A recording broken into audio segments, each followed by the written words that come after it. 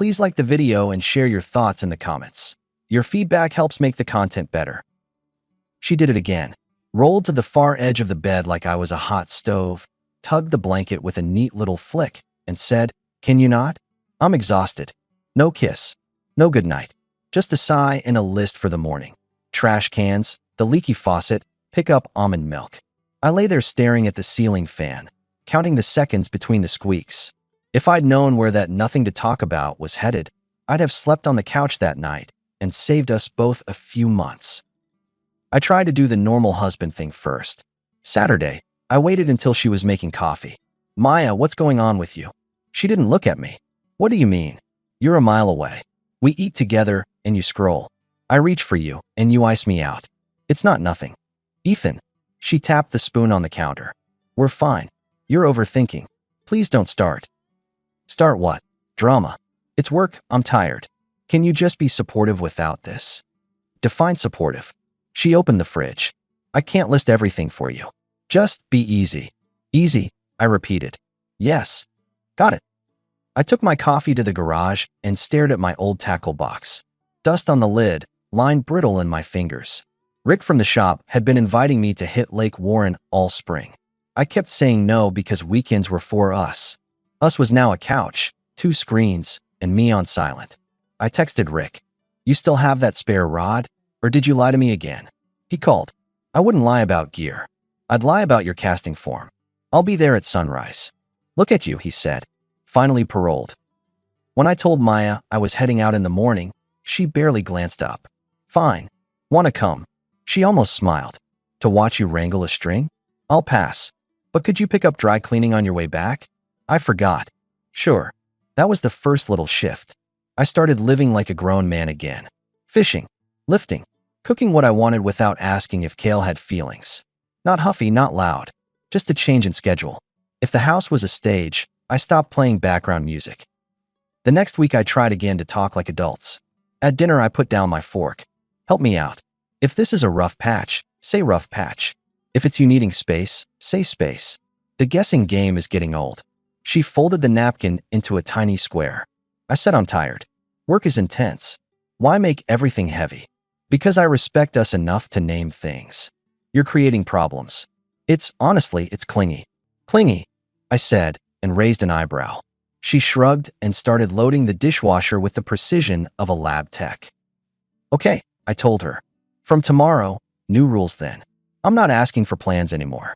If I'm free, I go. If you want to meet, send a time. If you need something, write it down on the whiteboard. If you're not available for us, I'll assume it's a no unless you say yes. Fair." She paused. "Are you punishing me?" "No. I'm being easy." The phone on the counter lit up. She slid it face down without a glance. That was the first flicker. Not proof, not even a sign, just a whisper in my head that something didn't add up. I tested my rule the next day. She texted, "Running late." "Don't wait." I didn't wait. Rick and I grabbed burgers. He talked transmissions and a boat he wanted to buy. When I came home at 10, Maya was on the sofa. "You didn't bring me anything? You were running late." Didn't want to assume. She exhaled, long and disapproving. "Basic care is not assume, Ethan. You'll survive a night without fries." "This attitude," she muttered. "It's not attractive. Neither is guessing for 2. On Friday, we went to a backyard party at our neighbor's place. String lights, kids throwing beanbags, the usual. I was talking to Alvarez about repainting the fence when Maya drifted over with a plastic cup and a joke ready. "Ask him about his legendary toolbox," she said to the small circle around us. "He organizes it by color. It's adorable." I smiled at Alvarez. "Since we're doing stand-up, you want to tell them about your Instagram filters?" A couple chuckles. Then that hush when everyone senses the line was crossed. I turned to Maya. "We can roast each other at home if you need it. Here, I'm not your punchline." She stared at me like I'd spoken French. I was teasing. I don't do teasing in public. Her lips tightened. "Wow. Sensitive. Call it standards," I told her, still calm. "I'm heading out in the morning with Rick. Don't plan me in." "Of course you are." "Be easy," I added, and the look she shot me could have scratched paint. The next morning she tried the first soft turn. Pancakes on the table, blueberries, syrup, the works. She stood at the stove in one of my old shirts like we were back in year 2. "Truce?" she asked carefully. I was off yesterday. Work got in my head. I ate, I said, poured coffee, and sat opposite her. Thank you. Can we, I don't know, reset? I miss when we were light. I miss when we were honest. She held my gaze for a beat. Then be honest. I was. Twice. She nodded slowly. Okay. Have fun with Rick. I rinsed my plate. I wanted to believe pancakes meant anything. I wanted to step into the easy version. But then I saw the phone again on the counter, face down, and that small twitch in her hand when it buzzed. She didn't move toward it. She waited for me to leave the room. That afternoon on the lake, I sent her a photo of the water and a couple small bass. No reply. At sunset, as I put the rod back in Rick's truck, my screen lit up with a new message from Tessa. We need to talk. Today if possible. Tessa is Maya's best friend. She's loud, funny, and protective to a fault. She and her boyfriend, Dylan, came over enough that I knew their brands of beer by sight and could predict their arguments before they started. Her texting me directly, let alone with that line, set off alarms. Where? I wrote. She sent an address to a coffee shop near the old rail line. Not our usual spots. Neutral ground. I got there first. Tessa arrived fast, hair in a messy knot. No lipstick, a duffel-sized tote that clanged when she set it down. She didn't waste time. This is ugly, she said. Lay it out. I found something. You need to see. She placed a small stack of prints on the table. Not screenshots. Photos. Candid. Street corners, a parking lot behind a gym, two people close enough for the camera to understand without captions. Maya and Dylan. I didn't swallow. I didn't look away. I counted the timestamps. They were from last week and the week before. Times of the late nights. It wasn't one accident. It was organized. Tessa kept talking low and fast. I confronted him last night. He tried to spin me like I'm an idiot. So I did the opposite. I went quiet. I followed patterns. And today I decided I won't be the fool in my own house. Neither will you. I tapped the stack square. Why bring this to me first? Because she's my friend, Tessa said, and she sounded insulted by her own mouth. Because I thought she was too. Because if I go to her, she'll twist, cry, we'll be in that loop for months. She'll keep Dylan warm on the side, and keep you warm on the mortgage. I looked at her. What do you want out of this? Her jaw set. Fairness. I don't want him cushioned. I don't want her cushioned. I want them to feel the cost of their little private show. Then we have the same goal, I replied. She exhaled. Listen, I'll end it with Dylan clean, today or tomorrow. You do what you need to with your life. When they try to use us as props for sympathy, we don't play. You stay calm. We change the rules, not the volume. Done. She slid me a flash drive. Everything. Dates, places. I'm not proud of playing detective, but I'm not ashamed either. That tote, I said, nodding at it. More. Copies, she said. In case your house has a shredder. We mapped a plan like two project managers. No speeches. No theatrics. Steps. My steps were simple. I messaged my financial guy from the parking lot and said I needed to move my personal savings into a new account with limited access. It wasn't secret, my money, my right, but it was decisive. I went home and took my passports, a birth certificate, and the title to my truck and put them in a safe box at the bank. Paper lives better in metal when storms blow. I also pulled the joint credit card out of my wallet and set a monthly auto transfer for household bills, capped, with a clean record. The rest, separate. Groceries, utilities, yes. Weekend shopping sprees, no. A quiet shift. No announcements. That night Maya breezed in at 9 with a dramatic yawn. You didn't wait up? I went to bed at 10, I told her. Early morning. For what? Work, I said, and left it at that. Over the next week, I changed small things with big effects. The whiteboard on the fridge turned into a schedule, not a wish list. If you need me to be somewhere, write it here 48 hours in advance. If the box is empty, I assume I'm not needed. She rolled her eyes, then started writing. Her wants, not ours. Pilates. Brunch. A gallery opening. I made my choices. Show up where respect existed. Skip where I was a prop. She pushed back. Why aren't you coming tonight? It's important to me. It wasn't in the box, I said dryly. And the last time we went to one of your friends' openings, you introduced me as the man who fixes sinks. I fix sinks by choice. I don't attend roast nights by choice. That was a joke, she insisted. Then I'm laughing at home. The second soft turn came right after I declined a Saturday brunch. She came into the garage while I was reorganizing the shelves. "I've been a little harsh," she said carefully. "You've been doing your own thing. Maybe I should try yours. Teach me to fish." I leaned against the workbench. "You hate bugs. And silence. I can handle an hour." She drew a circle with her finger on the dusty top of the toolbox. "I miss us." I studied her. The apology sounded good. It always does. "No problem," I said. "Sunday. Be ready at 6. She blinked. "AM. The fish don't hold office hours." Sunday at 6, she came out in white sneakers and a sweater, hair down, no hat. She took one step on the muddy bank and squealed. 10 minutes later, she was back in the car scrolling her phone while I cast. On the way home, she asked if we could stop for smoothies. I got coffee. She sulked. That night, Tessa texted, "I'm doing it tomorrow. He'll move out. Then your next step." She ended it with Dylan during lunch, in public, with a box of his things. He tried to argue. She stayed steady. After, she messaged me, "It's done." At 5:30, my phone buzzed with a message from Maya. "I'm going to support Tessa. She just broke up with Dylan. Don't wait for me." The calm that settled over me was almost clinical. I typed back, "Thanks for letting me know." Then I sent Tessa a screenshot and the words, "So she's not with you. Where is she?" Tessa didn't hesitate.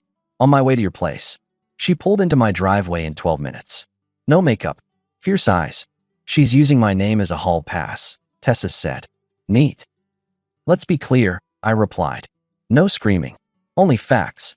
Facts and receipts," she said, patting her tote. We took a quick photo on my couch, neutral as a passport picture, 2 people in a frame. I sent it to Maya with the caption, "I already supported her." The 20-minute countdown started.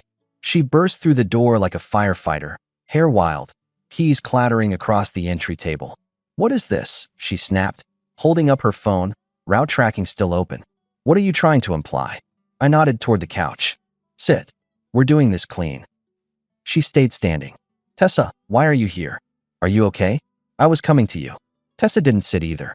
She set the tote on the coffee table and laid a small stack of prints beside it. "You were coming to me? That's funny. I could have used you at noon. Where were you then?" "What is this?" Maya asked again, voice higher. "Pictures," Tessa said. "You and Dylan. Dates. Places. Times." Maya glanced down, then up. "This is crazy." "No," I said. "It's organized." She turned to me, chin lifting. "You think this is real? You think I would? I think you've been distant for months, and now I see the reason." "It's not what it looks like," she fired back. "I don't do that phrase," I told her. "We're adults. Say the thing as it is, or don't say anything." Her face flushed. "You two are pathetic. You stage a little scene and expect me to." Tessa cut in, sharp. "You used me as cover tonight. You texted him you were going to support me. You were not with me. Where were you?" Maya's mouth opened, then closed. "I can't believe you're doing this to me." "You did this to you," Tessa said. She tapped the photos. "You did it to me. I'm not here to hug you and tell you it was a phase. You made choices. We're making ours." "It was complicated," Maya tried. "No," I answered. "It was simple. You just thought I wouldn't notice. You wanted comfort here and a thrill there. You wanted me steady and mute. That's not how I live." She pivoted to offense. "And what? You two are suddenly best friends. This is sick. Are you together now? Is that the angle?" "We're united in not being used," Tessa said. Maya pointed at the photo of Tessa and me on the couch. "You sent me this to what, hurt me?" "I sent it because you lied with her name," I replied. "If you were genuinely with Tessa, you'd recognize my couch." Tessa tossed a different set of prints onto the table. "I took these last week. Behind the gym on 8th. You weren't running. You were leaning." Maya's voice cracked. "Stop." "No," Tessa said. "You don't get to decide the volume anymore." We went for an hour. It wasn't chaos. It was a demolition with a checklist. Every time Maya reached for a story, Tessa countered with a time, a place, a detail that made stories expensive. Maya tried asking me to step outside with her. I told her we were doing it here.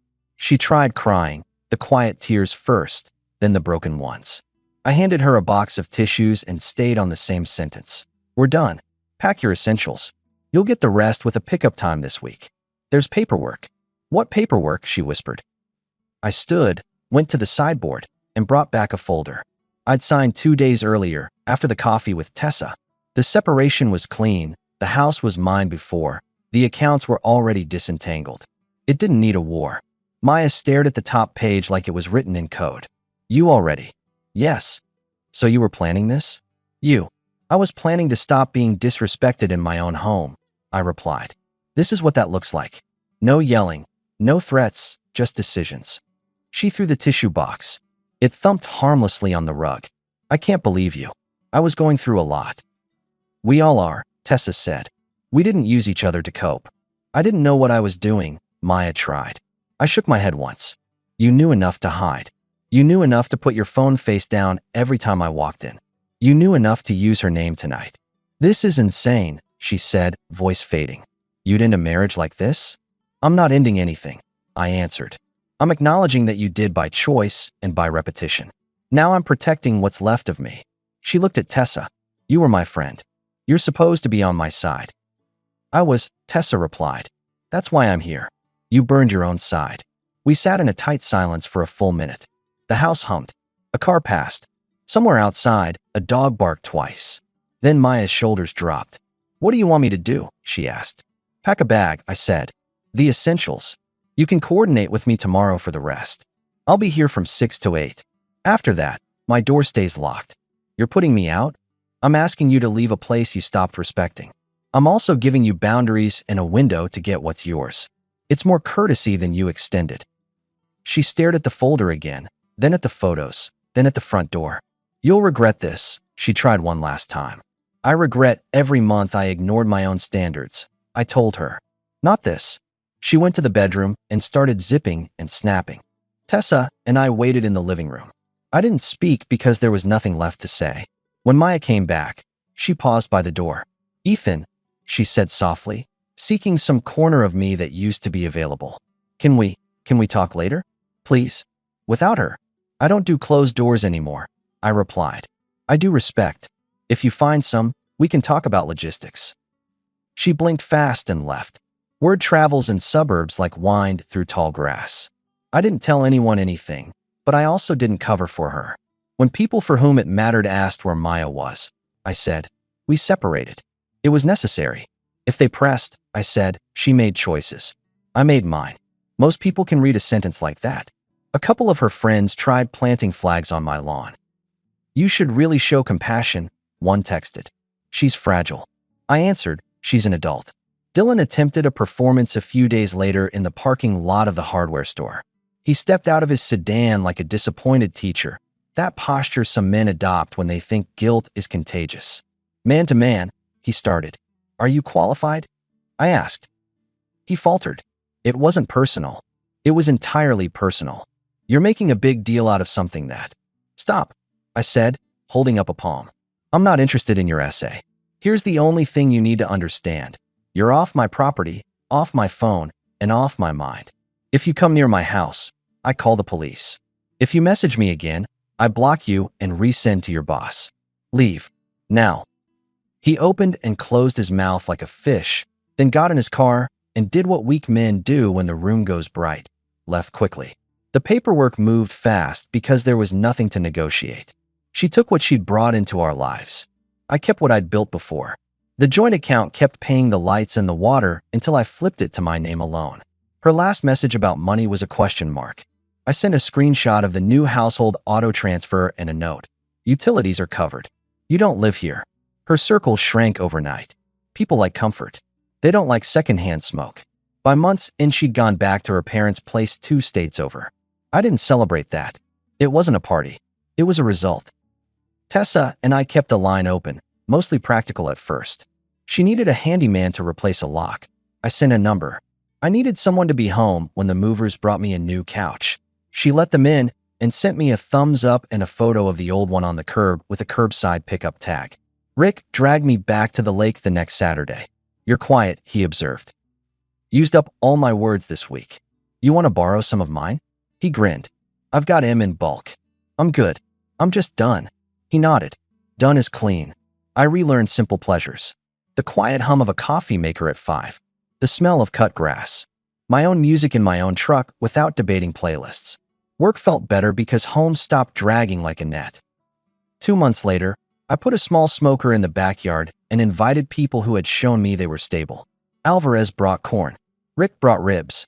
Tessa arrived with a salad that could have fed a kindergarten and a folding chair she refused to share. Triple bolted my door, she said lightly, popping open a can of seltzer. I sleep like a rock. Good, I said. You deserve boring safety. She glanced at me. So do you? We weren't dating. People asked because people always ask. We were aligned adults who'd been through a similar storm. We sat, watched the flames lick the chips, and practiced the ancient art of not needing to fill silences. Around that time, a woman named Nora started coming by the shop on Fridays with a list and a smile that didn't look like a test. She teaches math at a middle school. She bought a lawn edger and asked sensible questions. We had coffee twice. Nothing dramatic, just two people with calendars and enough self-respect to keep them. Maya sent 2 messages in those months that mattered to the story. The first, can we try counseling? I answered, no. The second, I'm sorry. I replied, I hope you learned something from this. Tessa bumped my shoulder the day I told her. You think she did? Not my homework to grade, I said. The last act of the old life came folded in a padded envelope 2 weeks after the final signatures cleared. I'd left her a set time to get the last of her boxes. She showed up with a cousin, loaded the trunk, and left the key on the kitchen counter. In the envelope she mailed after, there was a photo of us from our 3rd year and a note with 3 sentences. You didn't deserve what I did. I lost my head. I hope you're happy. I put the photo in a drawer, not the trash. I'm not sentimental. I'm respectful. That part of my life fed me lessons I use now. Then I closed the drawer. That version of me doesn't need daily light. I live quieter now, but not smaller. I rebuilt the deck with Alvarez. I made the office into a real office with a door I close at 5. I bought a used boat from a guy Rick knows. Nothing flashy, something that does exactly what it needs to do. Carry me 300 yards offshore and let me sit there feeling like a man who put his name back on his own time. Sometimes I think about the night Maya stood in our living room debating reality with 2 people who had decided to stop bending. The scene had noise, raised voices, footfalls, a door thudding, but the core was stillness. 2 lines crossed and then uncrossed. That was the moment I got my life back. People want drama. They want broken glass and headlines. My story is simple. A woman I loved started treating me like a utility. I asked for honesty twice. I got fog. I reset the rules. When the truth came, I didn't bargain with it. I made moves. I packed what mattered. I told the one sentence that ends all nonsense. This house runs on respect. And then I enforced it. I see Maya's name sometimes in old group threads that no longer light up. From what filters through, she's working at a boutique downtown in her parents' city, renting a small place nearby. A couple of her former friends stopped posting pictures with her. Others are polite and distant. That's not my triumph. That's gravity. As for Tessa, she's good. She cut her hair, got a puppy, and refurbished a wooden table she found on the curb. She brings it over sometimes for game nights and talks too loud in my kitchen. We laugh. We keep things practical. We don't owe each other theater. One of the last conversations I had about the whole thing was with Rick on the dock, sun laying flat on the water. You ever think about the what-ifs? He asked. No. Not even a little.